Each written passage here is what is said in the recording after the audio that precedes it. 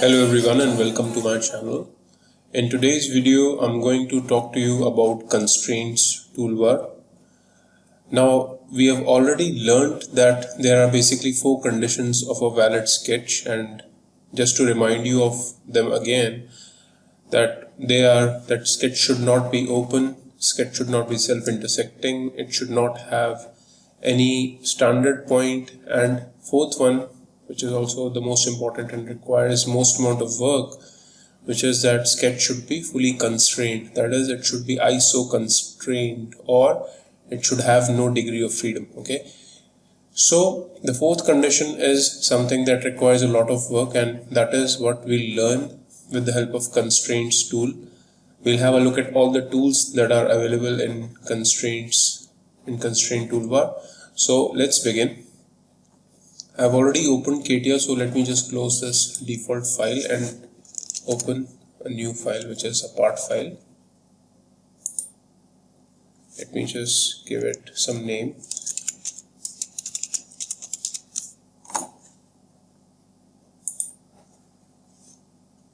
Okay, let me just go to the sketch straight away.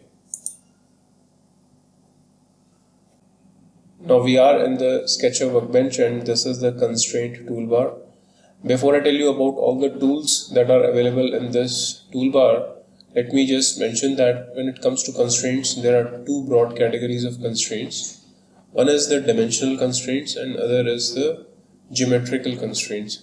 Geometrical constraints are the sort of constraints like tangency, parallelism, perpendicularity, horizontal, vertical, concentricity, and things of that sort. Okay, so these are the sort of constraints which fall in geometrical constraints category. Okay, and other constraints like length, radius, diameter, semi-major axis, semi-minor axis, these sort of things will be our dimensional constraints. Okay, when it comes to constraining a sketch, we basically apply both constraints to constrain our sketch. Okay, the degree of freedom is arrested with the use of both of these constraints. It's not like we'll apply only dimensional or we'll only apply geometrical constraints. Okay, so it's a collective use of these constraints which helps us constrain our sketch. Okay, so let us see first category, which is geometrical constraints, and see how we can apply some of these. Okay, geometrical constraints can be applied using the first tool that we have in our toolbar, which is constraints defined in dialog box. Okay, so let us first see how we can apply horizontal and vertical constraint. Suppose I have these 2 lines here on my screen. Okay, these are the 2 lines that I have. Suppose if I want to make this line as horizontal and this line as vertical, I can do that. To apply the constraint, I'll first select the line to which I want to apply the constraint. Then I will go to this tool, which is constraint defined in dialog box, and select the constraint that I want to apply. I want to make this line as horizontal, so I'll make this line as horizontal and say OK. Right? To make this line as vertical, I'll select this line and go to this tool and select the option that I want, say vertical, and say. So that is how I can apply horizontal and vertical constraint. Okay, let me just delete this.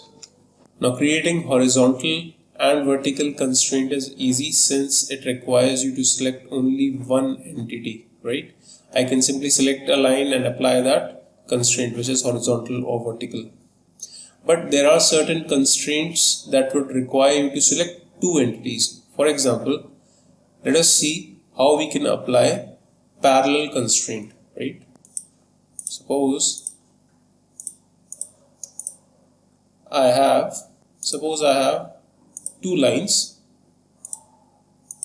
on my screen and I want to make one line parallel to the other line. Okay, I can do that by selecting both the lines, and I can select both the lines using control key. I'll press the control key, I'll select the first line and I'll select the second line too, right?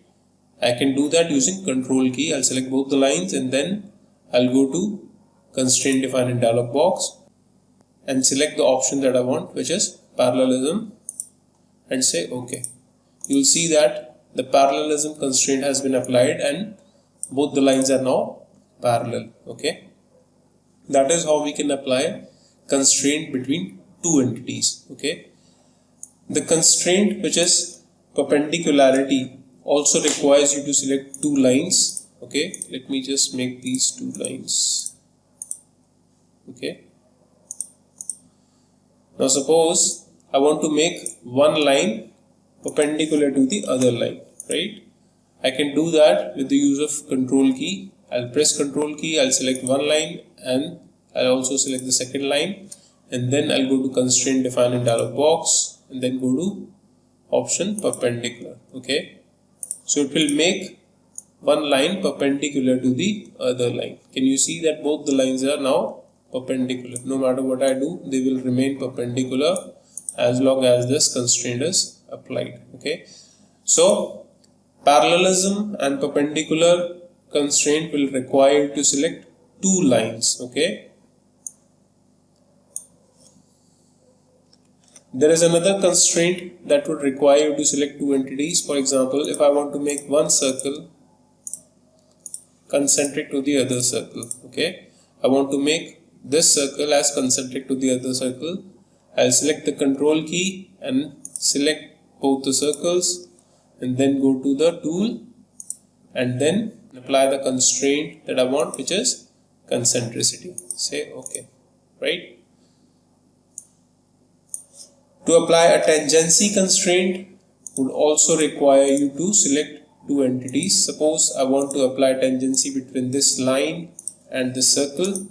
I'll select the circle and the line with the use of control key and my left mouse button and then apply the tangency constraint. Okay. Tangency constraint can also be applied between two circles. Suppose if I have two circles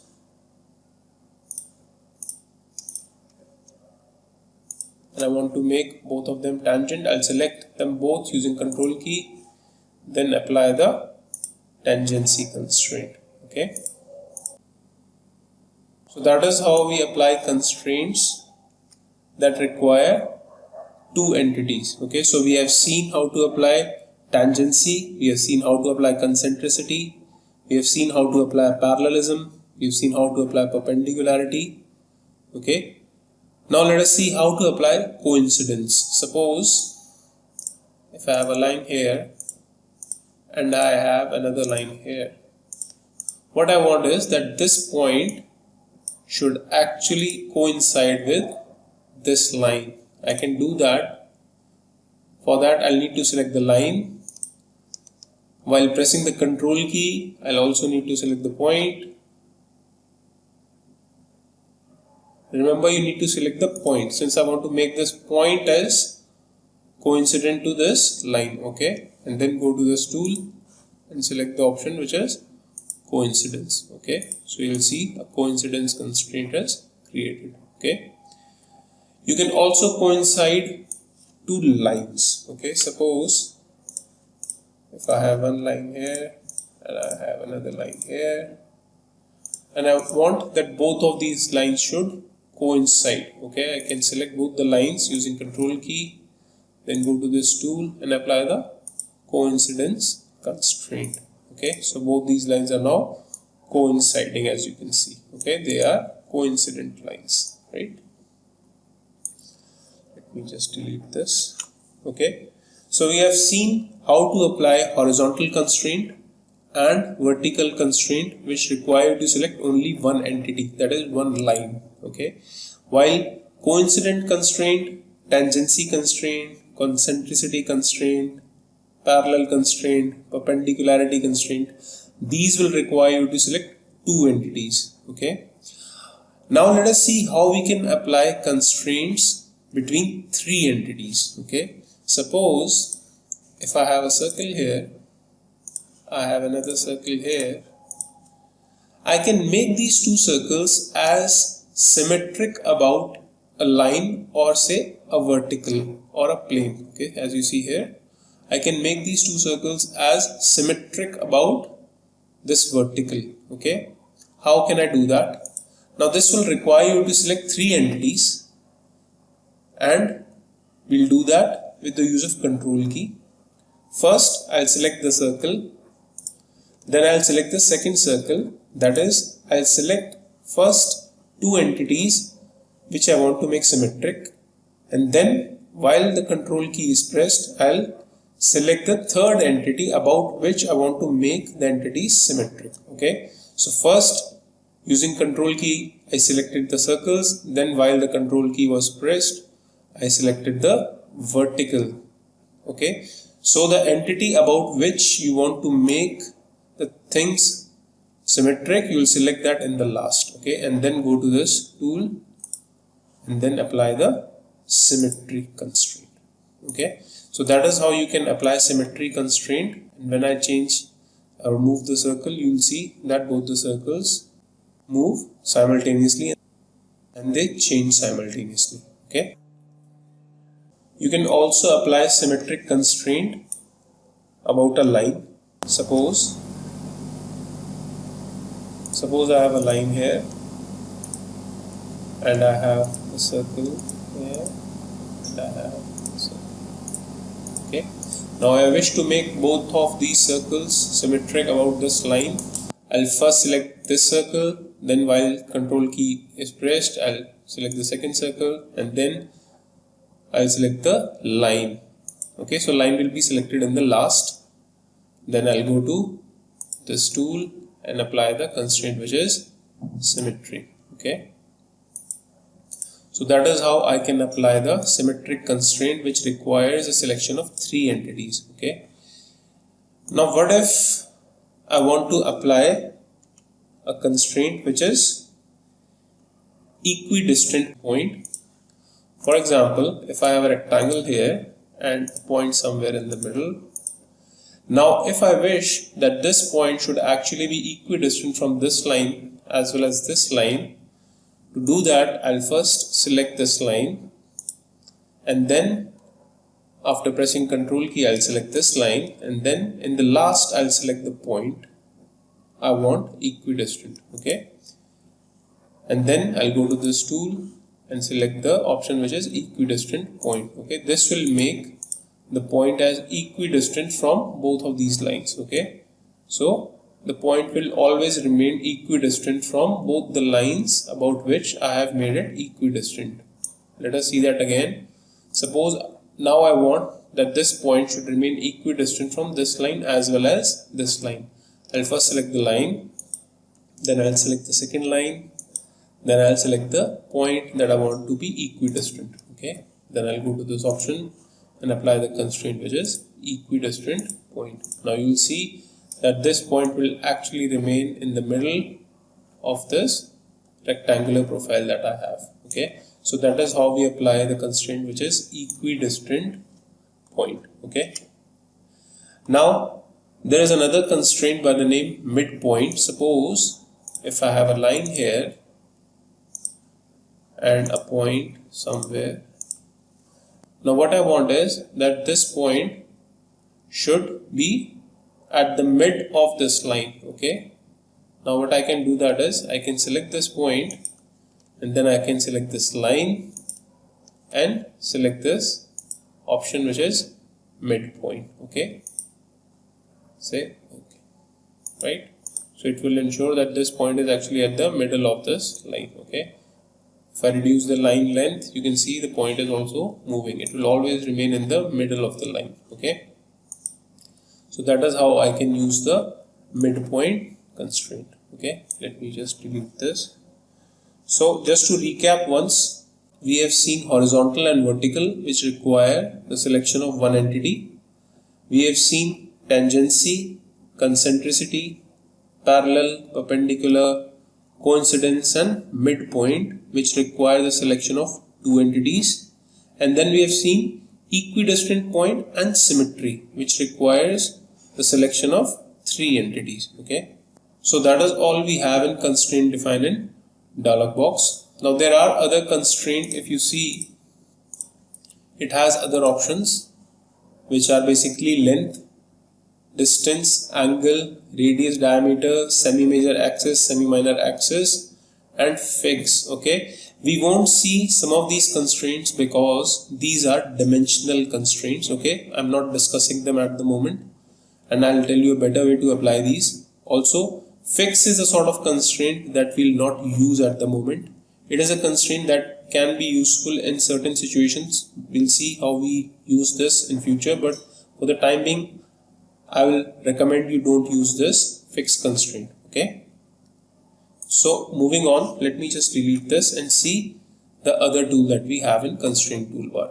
Next tool is constraint tool, and this is used to apply all sorts of dimensional constraints. Okay, suppose if I have a line here and I want to apply dimension value to this line, which is basically length. Okay, I want to apply the dimension to this line, a length constraint. Basically I can apply this using this tool, which is constraint tool. Okay, I'll select the tool and then I'll select the line to which I want to apply the constraint. Okay, when I click, the constraint will be created, and when you click the next time, the second time, that click will be used to position the constraint location. Okay, suppose I want to place it here, I'll click, and that is how my constraint will be positioned. Okay, let me just delete this.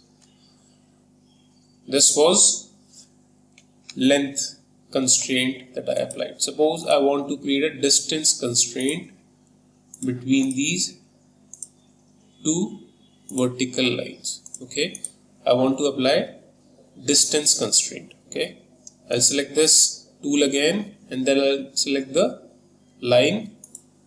When I select the line, it will apply length value. Okay, length constraint to the line, but I don't want that, so I'll select the second line also, so it will know that I want to apply distance between them. Okay, then when I click the third time, that click will be used to position this constraint, distance constraint. Okay, I want to position it here, so I'll click here. Okay, so that is how you can create length constraint and distance constraint. Okay, let me just delete this. Suppose if I have two lines which are not parallel but are at an angle. Okay, so you can apply angle constraint also between lines using the same constraint. Okay, same tool, basically constraint. Okay, select this and then select the first line, so it will try to create basically length constraint, but I don't want that, I want angle constraint. So I'll select the second line also, and it will then apply the angle constraint between these two lines. Okay, that is how you can create the angle constraint. Okay, now what if I have a circle here and an arc here? Okay, and I want to apply diameter value to this and radius value to this. Okay, I'll select this tool, select my circle, and you will see it is applying the radius value to this circle. Okay, by default it is creating radius value, or by default it may create diameter value, but I want to apply, say suppose in this case I want to apply diameter value. So while it is creating radius value, I'll right click and it will give me an option diameter. Okay, I can select this to apply diameter. Okay, when you right click, basically what it is giving you is a contextual menu. Okay, I can select radius or I can select diameter to apply the constraint type that I want. Okay, I want diameter, so I'll apply diameter. You can click anywhere to position this constraint. Okay, so that is how you can create diameter constraint. Now suppose I want to apply radius value to this arc, so I'll go to constraint again, select the arc, so it is applying radius value by default, but if I wanted, say suppose diameter, I'll right click and change it to diameter. Okay, it's my choice, whatever I want to apply I can apply that. Okay, using contextual menu. Okay, that is how we can create diameter and radius constraints. Okay, let me just delete this.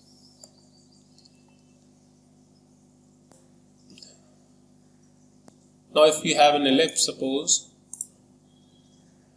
and you want to apply major and minor axis constraint. That also can be done using this constraint. Select this.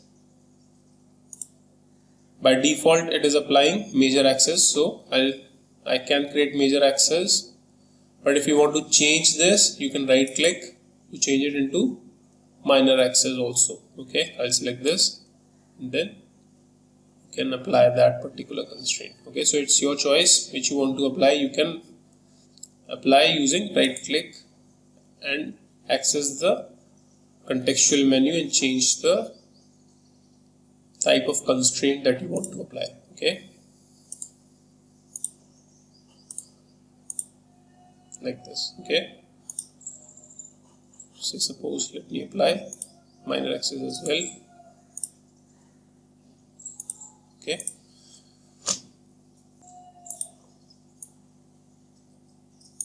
let me just delete this. Now the constraints that we created using this tool, which is constraint, these are basically the same that we had in constraint defined in dialog box. Did you see here that we have length, distance, angle, radius, diameter, semi-major axis, semi-minor axis. Okay, so these are the constraints that we created, the dimensional constraints that we created using this tool. Okay, constraint. So you can create them using constraint defined in dialog box as well, but with the use of constraint you can actually create them much more easily and quickly. So I'll recommend that you use this tool, which is constraint, instead of constraint defined in dialog box to create dimensional constraints. Okay, now let us have a look at another tool, which is contact constraint, and it is a sort of smart constraint because depending on the entities that you select to have contact with, it will change the constraint type that it applies. For example, if you have a circle and another circle, suppose if I have two circles like this, and between these two circles I choose to apply contact constraint, it will create a constraint of the type concentricity. Okay, but if I have a line and a circle and I select both of these using control key and go to contact constraint, it will create a constraint of the type tangency. Okay, so it is a smart constraint because it will create the constraint depending on the entities that you select. Okay, for example, let us see a third example. Suppose if I have two lines, okay, and I select these two lines using control key and then select contact constraint. In this case it will create a constraint of the type coincident constraint. Okay, it will coincide the two lines. Okay, so based on the entities that you select, it will create a constraint type that suits those entities. Okay, now before we move any further, let us see the exercise that we have on our screen. This is the sketch we intend to create. Okay, so let us see how we can go about doing this. To create the sketch, I'll use the profile tool. Okay, as you see in your sketch that there are two horizontal lines, so I'll create those lines first.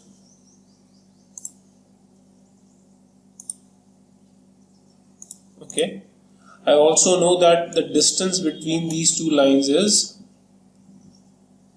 90. Okay, so I'll apply that distance constraint as well. Okay, now this constraint is not 90, but I can make it 90 by double clicking here on the constraint and entering a value of say 90. Okay, so I now know that these two lines have a distance between them of 90, but I don't know their location with respect to horizontal. Okay, when I tell them that these two lines, when I tell basically that these two lines need to be symmetric about horizontal, so it is implied that one line is, this line is at a distance of 45. Okay, so I'll select and make these two lines as symmetric about horizontal. Okay, now making symmetrical is one of the way in which you can do it, alternatively you can apply a distance of 45 from the horizontal to one of the lines. Okay, since this we know as 90, we can make this distance as 45. It's your choice either to make these two lines as symmetrical about horizontal, or you can apply a distance of 45. Okay. Now I also know that there are 4 vertical lines. Let me just make them. Now while I am making them, can you see that it is automatically picking and applying this constraint? It is automatically grabbing those points so that it can make the point as coincident to those points. If you at any point don't want a constraint to be applied, you can simply press the shift key. Okay, it will prevent that creation. Now you can see it is creating. I can press shift key, so it will prevent the creation of that particular constraint. Okay, so it's up to you whether you want to apply or not. I simply want to apply vertical constraint in this case, so I'll make it as vertical. Also on this line, I'll make this point, I'll make a line. Okay, here also I'll make a line, and here also I'll make a line.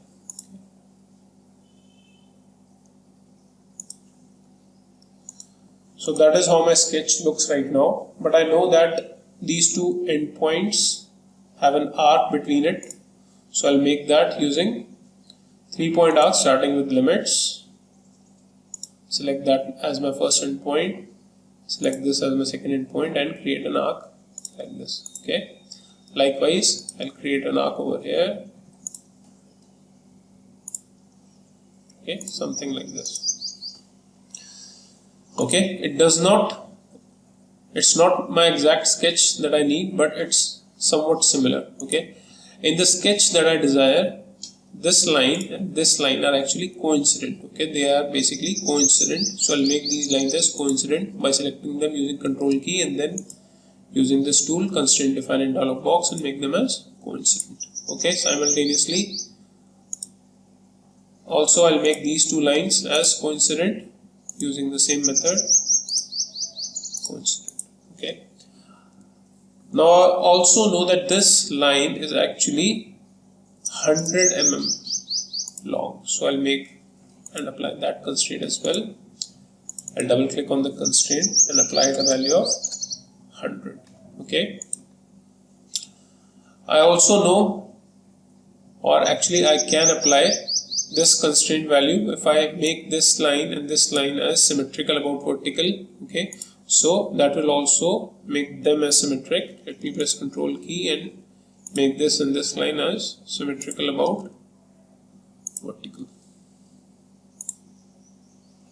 Okay, now you can see our sketch is taking shape, but I still need to apply some more constraint to make it fully constrained. Okay, I know that this radius value, circle's radius value, is actually 30, so I'll apply that.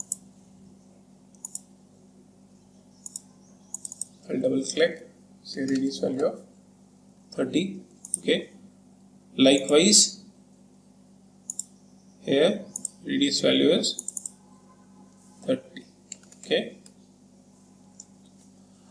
now the center point of these arcs actually coincide with these lines. Okay, so I can make them as coincident as well. Select this line and make it as coincident. Okay, likewise I can select this and this as, make it as coincident. Okay, now still as you can see it is moving, this also as moving, right? So I can apply this distance. Either I can apply distance of this point with respect to this line, or I can make this point as coincident with this line, this horizontal. Also this point as coincident with horizontal. Okay, so it's my choice. Either I tell the distance from this point to this line, which is basically half of 90, 45, or I make this point as coincident with the horizontal, and this point also coincident with the horizontal. It's my choice, so I'll select this point, make it as coincident to horizontal. Okay, for this also I can make it coincident to horizontal. Okay, so now can you see that my sketch is fully constrained? How do I know? Because it has turned fully green. Also, I have a tool that I can check.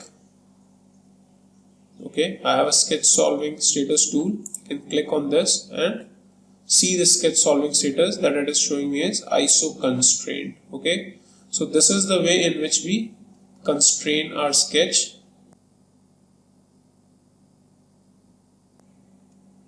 Let me just delete this. Now it is my assumption that you were able to create the sketch that I created and were able to fully constrain it as I have done. But if you're not able to do it, I'd suggest you go back and practice all the tools that we have seen so far. For example, the profile toolbar, in which we saw how to create a profile, how to create a rectangle, how to create a circle, how to create arc, how to create line. And today, when we saw how to create geometrical constraints and how to create dimensional constraints. Okay, also if some of the things did not make sense to you today, it's probably because you did not watch the previous video carefully. I'd suggest you watch those videos again if you face problems constraining the sketch, because if you're not able to constrain the simple sketch, moving ahead it would become increasingly difficult to constrain complex sketches. So as a first step, I suggest you practice constraining of this particular sketch and don't move ahead unless you have mastered this and unless you are able to fully constrain this sketch. If required, make a random sketch, see how constraining works, delete it again and create the sketch again. It will help you refine your constraining skills, and this is one of the ways in which you can improve your constraining skills. This is something that will make a foundation, so I'd suggest you don't neglect it and practice it right now. Now let us see another tool in the constraint toolbar, which is fix together. Suppose if I have a rectangle here on the screen, I have a circle, suppose I have an ellipse. Now what I want is, I want to keep these three entities together without actually constraining them, because I want to move them to a different location. Now it may come handy, suppose if you constrain some of the sketch entities and are now trying to move those entities closer to a line or say suppose origin, but you don't want to disturb the sketch as such. Okay, so what you can do is you can basically fix those entities using fix together. Okay, what it will do is, I'll show you. So suppose I select these lines, these four lines that I have, the circle and the ellipse, and now I'll apply the constraint which is fix together. Okay, so what it will do is it will see all the entities that are there in my selection bucket and apply a constraint which is fix together and apply a fix together constraint. Now what it will do is basically, suppose if I try to move one of the entity, you will see all of the entities are now moving together. Okay, you can see that when I try to move the circle, then also it's moving. If I try to move the ellipse, then also it's moving. Okay. Another thing about this constraint is that you can add more entities to this. Suppose if I create another rectangle here, or let me just create a circle instead. Suppose if I have a circle here, okay, and I want to add the circle also to this constraint fix together, I can double click here in the constraint and also select the circle now, so that will also be added in this bucket and say okay. So that will also be added to this bucket. Now when I try to move it, all my entities will move together. Okay, so you may not be able to find an exact use of this right now, but it can come in handy and you should know that such a thing exists. Okay, let me just delete this. The next tool that we are going to see is auto constraint. Okay, you can use this tool to apply constraints automatically to your sketch. Suppose if I have a rectangle here, okay, and I want to apply constraints to the sketch automatically, I'll select all the lines that I wish to apply constraints to beforehand, or I can first go to the tool and then select the lines. Okay, elements to be constrained, I'll select all the elements that I want to be constrained, which are 4 lines in my case. Okay, these are the 4 lines that I wish to be constrained. Now if you simply want to apply length and width value, you can leave this reference elements dialog box as empty.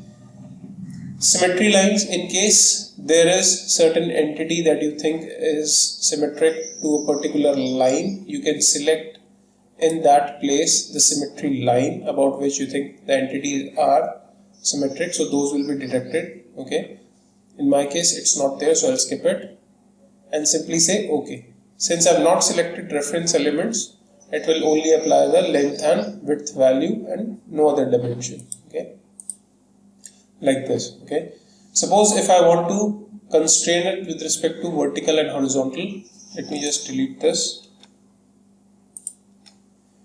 go to this tool again. The elements that I wish to constrain are these 4 lines. Okay, this time I'll select the reference elements as vertical and horizontal, since I want to apply dimensions with respect to constraints with respect to vertical and horizontal. Okay, you can select the constraint mode as chain or stacked. Chained is basically where one constraint ends, the other begins. You can see this effect really when you have a lot of geometry in your sketch. Okay, so select this constraint mode and say OK. So you'll see some constraints have been applied with respect to vertical and some have been applied with respect to horizontal. Okay, auto constraint is something that I personally never use. It is a little counterintuitive because you can yourself apply dimensions a little bit quicker, and it makes a lot of sense when you apply it on your own. So this is just an option that I wanted to show you in case you want to explore. I personally don't use it. Okay, now before I start to show you the next tool, which is also perhaps the most interesting tool in Sketcher, I'll show you edit multi-constraint. Let us see how this works. To illustrate this, I'll first create a rectangle and constrain it with the use of a tool that we just saw, that is auto constraint. Select the lines as my reference, simply say OK. Now all the constraints have been automatically created, as you can see. Now instead of suppose editing these constraints one by one, that is by double clicking and then entering a value and then saying OK, I can also edit all these constraints all at once by using the tool which is edit multi-constraint. Okay, when you select this tool, all the constraints that are there in the sketch at the moment, it will be shown to you in this dialog box, and it will be shown along with the values that it has right now. Okay, all the constraints along with the present values. You can change these values. Suppose if I want this one particular value which is shown in orange on the screen here, if I want to change this value, I can change it using this dialog box. Okay, this area, I can enter a value, say I want it to be 50. Okay, you can come to the other constraint which you want to edit. You'll see the constraints that you have already edited will be shown in blue. Okay, it has not been applied yet, but it is shown in blue. Okay, I can come to the other constraint that I want. Say I also want this as to be 50. Let it be 50. Likewise, the other constraints, say I want them to be this one to be 40 and the other one to be 40 also, suppose.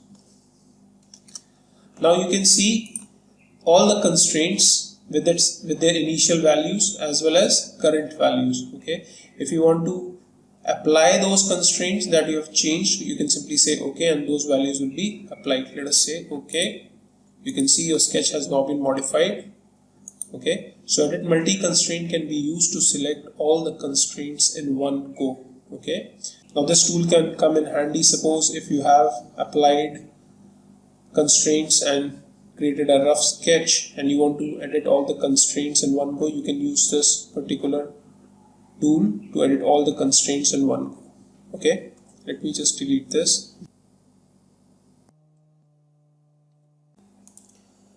Now let's come to the last tool that we have in constraint toolbar, which is Animate Constraint. This is perhaps the most interesting option that you have in Sketcher, and this can be used to basically analyze mechanisms, 2D mechanisms. If you have any, you can analyze them using this particular tool. So let us see how this tool actually works. To basically animate your constraints, you'll need to keep in mind the mechanism that you're trying to create. For example, in an engine, if you see, the piston actually moves up and down within a cylinder, and in turn it actually moves your connecting rod. That connecting rod is actually connected to your crankshaft, and that crank moves, and in turn basically a motion is created, right? So I can create that sort of profile in my sketch. Let us see how we can do it and animate the constraints. First I'll create a rectangle. As you can see. Let me just delete this line. Okay, and these 2 points I'll use to create arc using this option. 3-point arc starting with limits. I'll use this options, these 2 points as basically my limits, and I'll create a circle like this. Okay, I can use this point and coincide it with the vertical so that it's kind of symmetric. Okay, I can also use this point and make it coincide with the horizontal just to make it look better. Okay, I can make it as wide as I want, but as you can see that this line is actually not symmetrical about vertical to this line, so I can do that as well, make it symmetric. Let me select this line and this line and make it symmetric. I did not select the vertical. Let me just select this line and vertical, make it symmetric like this. Okay, let me give it some width value to the cylinder. This is sort of my cylinder. Okay, so I'll give it some width value. Let it be 35. Okay, also let me give some value to this circle, kind of your crankcase. Let it be 45, suppose. Okay, let me also specify the distance of this line with respect to horizontal. Okay, let it be 100, suppose. Now let me create another rectangle within this rectangle coinciding with these 2 lines. Okay, let me apply some length and width value, sorry, only this value, because width is already governed by the 35, that is cylinder width. Okay, so I'll give this as 10. Okay, let me create a line on the center of this. Can you see?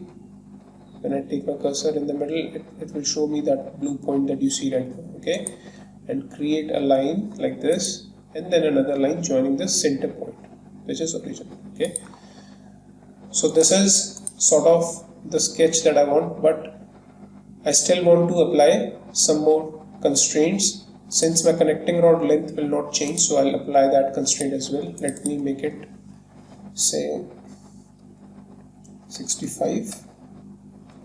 Let me also apply some crank length value, which will also not change, so let it be say 15. Now if I try to move this, you can see that it is moving as I want. Okay, I can apply some angle value between this crank line and basically this vertical, and this is the value that I can animate because this is the angle that will change. Okay, so I can select this angle value, go to Animate Constraint tool, and say I want to animate it from value of 0 to 360 so that it can complete a full rotation. Number of steps will govern how smooth it does that, so that I can see. I'll keep it as 30. I want to go it round and round, so I'll keep it as a repeat. Okay, and this is the option you can use to play, pause, etc. Okay, let me just run the animation. As you can see, so it's running in the direction opposite to what I desire, so I'll use this option instead, run back animation. Okay, If you want to hide the constraints, you can do that using this option.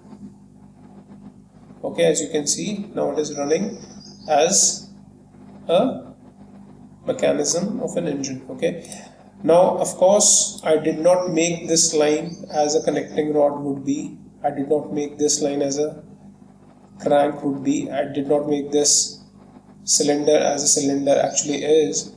But you can of course modify these things and study the mechanism in 2D before you start creating it in 3D. It will give you a glimpse of how your mechanism is, so that you can basically take it to the next level and make it in 3D. Okay, so this is the end of constraint toolbar. If you liked the video, please give it a like, subscribe to my channel if you haven't done so already. I'll see you in the next video. We'll see some more tools in the next video. Okay, thank you for watching.